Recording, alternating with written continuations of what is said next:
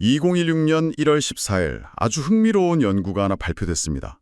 바로 다낭성 난소증후군, 우리가 보통 PCOS라고 부르는 질환에 대한 건데요. 이게 정말 기존의 이해를 완전히 뒤바꿔버리는 그런 내용이더라고요. 네, 맞습니다. 오늘 우리가 좀 깊게 파고들 자료가 바로 이건데요. 핵심만 딱 말씀드리면 PCOS는 이제 난소만의 문제가 아니라는 겁니다. 우리 몸의 면역 시스템, 그것도 아주 근원적인 골수에서 시작되는 전신 면역 대사 질환이라는 그런 새로운 관점이죠. 골수라니 정말 예상 밖인데요. 그러니까 그동안은 계속 상관관계만 이야기했다면 이번 연구는 인과관계를 밝혔다는 거군요. 바로 그 점이 핵심입니다. 예전에는 PCOS랑 염증, 비만이 서로 관련이 있다. 이 정도만 알았잖아요. 근데 이번 자료는 유전적인 변이가 어떻게 골수 면역계의 이성을 만들고 이게 결국 PCOS로 이어지는지 그 경로를 아주 명확하게 보여주는 거죠. 와, 듣기만 해도 흥미롭네요. 그럼 가장 먼저 눈에 띄는 패러다임의 전환이라는 부분부터 한번 시작해 볼까요? 기존에는 염증을 그냥 PCOS의 여러 증상 중 하나, 부수적인 결과물 정도로 봤잖아요. 네, 그랬죠. 근데 이 자료는 완전 반대로 말하고 있어요. 골수성 면역계가 병리를 주도하는 핵심 원인이다. 즉, 염증이 결과가 아니라 모든 일의 시작이라는 거네요. 맞습니다. 여기서 정말 재미있는 게 멘델 무작위 분석이라는 연구 방법이에요. 아, 멘델 무작위 분석이요? 좀 생소한데 그게 어떤 건가요? 이건 유전자를 일종의 도구로 쓰는 건데요. 우리가 부모님한테서 유전자를 무작위로 물려받는다는 점을 이용하는 거예요.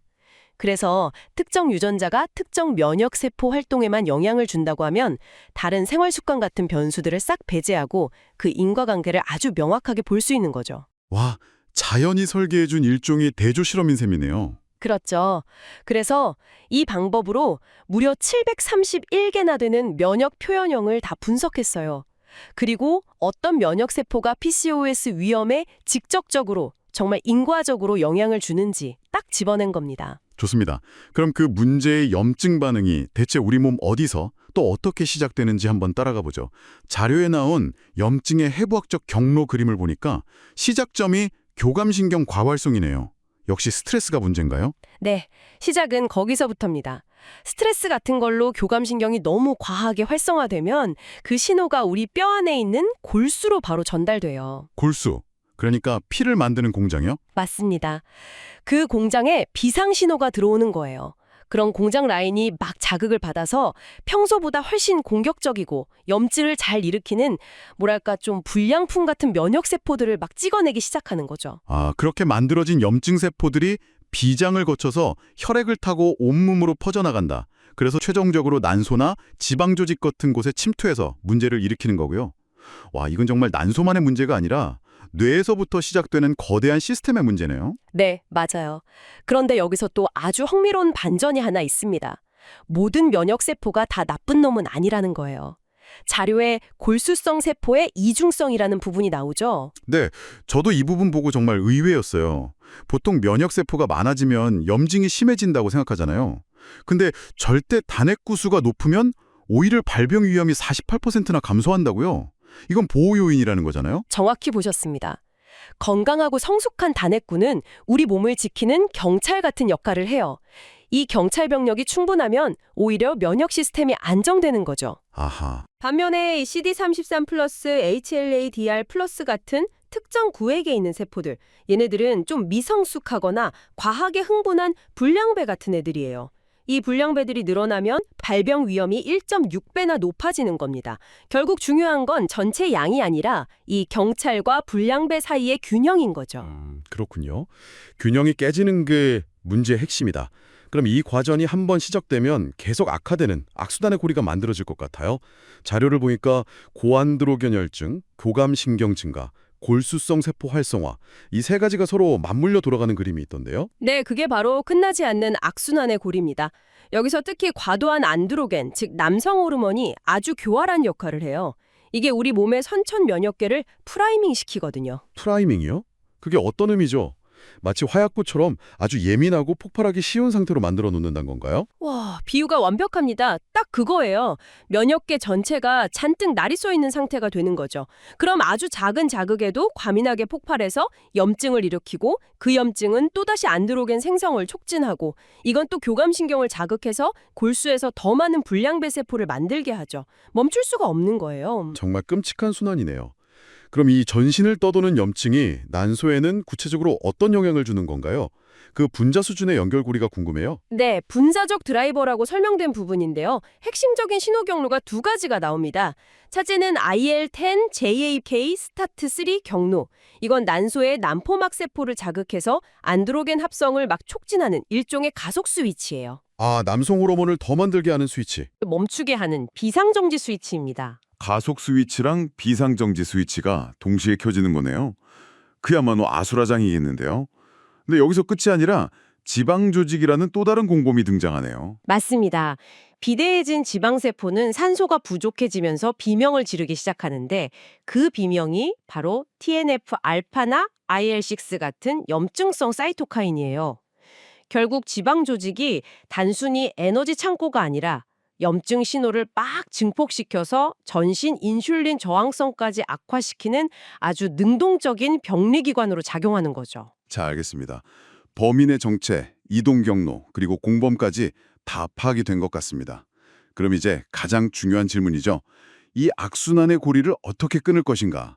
자료에서는 다양양식 치료 프레임워크라는 4가지 핵심 축을 제시하는데 이건 단순히 증상을 누르는 게 아니라 축 자체를 조절하자는 거군요. 네, 그렇습니다. 원인이 되는 시스템 자체에 개입하자는 아주 근본적인 접근법이죠. 첫 번째가 바로 정밀 영양요법입니다. 네, 정밀 영양. 이게 그냥 뭐 지중해식 식단이 좋다 이런 수준이 아니더라고요. 그 식단에 어떤 성분이 우리 몸에 어떤 염증 스위치를 끄는지까지 명확하게 연결해서 설명하는 게 아주 인상적이었어요. 맞습니다. 예를 들어 지중해식 식단의 폴리페놀은 아까 말씀드린 비상정지 스위치, 즉 NF-카파 경로를 억제하고요. 저탄수화물 식단은 대사 자체를 리셋하고 시간 제한 식사는 염증 수치를 직접적으로 개선하는 효과가 있죠. 두 번째 축은 생활습관 및 정신신경 면역학, 운동과 마음챙김이네요. 특히 마음챙김이나 명상이 미주신경을 자극해서 콜린성 항염증 경로를 활성화시킨다. 그래서 TNF-알파 방출을 억제한다. 와, 이건 정말 놀라운데요? 네, 스트레스 관리가 그냥 구호가 아니라 아주 구체적인 생화학적 치료법이 될 수 있다는 증거죠. 운동도 마찬가지입니다. PCOS 환자가 보통 백혈구 수치가 30% 정도 높은데 주 120분 이상의 고강도 운동이 이걸 정상화시킨다는 게 입증됐어요. 세 번째는 표적 기능성 보충제. 이노시톨이나 비타민 D, 오메가3, NAC, 커큐민 같은 것들이 나오고요. 네 번째는 약물 치료에 진화합니다. 기존 약물인 메트포르민도 항염증제로 재조명되고 있고 미래에는 JAK 억제제 같은 약물로 특정 사이토카인 신호를 직접 차단하는 치료도 가능해질 거라는 전망이죠. 여기서 수면과 생체 리듬도 빼놓을 수 없는 중요한 요소로 언급되네요. 수면 부족이 저산소증이랑 산화 스트레스를 유발해서 또 다른 악순환 고리를 만든다는 거군요. 정말 모든 게 다 연결되어 있네요. 그렇습니다. 그래서 이 전체적인 치료 계획에서 수면 관리는 절대 빠져서는 안 되는 필수 요소라고 강조하고 있습니다. 오늘 살펴본 내용을 딱 한 문장으로 요약할 수 있을 것 같아요. 난소가 아닌 축을 치료하십시오. PCOS를 바라보는 관점을 난소라는 단일 장기에서 뇌, 골수, 면역, 대사 시스템으로 이어지는 몸 전체의 네트워크로 확장해야 한다는 아주 강력한 메시지네요. 맞습니다. 자료의 마지막 그림을 보면 아주 명확해져요. 마음챙김이나 수면은 교감신경 과활성을 막는 첫 번째 방패. 식단과 운동은 골수에서 불량세포가 나오는 걸 막는 두 번째 방패.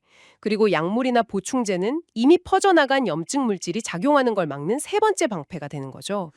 이것이야말로 환자 개개인의 염증 회로를 식별하고 그에 맞춰서 다각적으로 개입하는 정밀의학의 미래를 보여주는 청사진 같습니다. 네, 이제 모든 환자에게 똑같은 치료법을 적용하는 시대는 지나가고 있다는 뜻이기도 합니다. 각자의 핵심적인 축의 문제를 찾아서 조절하는 것, 그게 앞으로 치료의 핵심이 될 겁니다. 문득 이런 생각이 드네요. 이 연구가 결국 유전적 소인에서부터 질병의 경로가 시작된다고 말하고 있잖아요.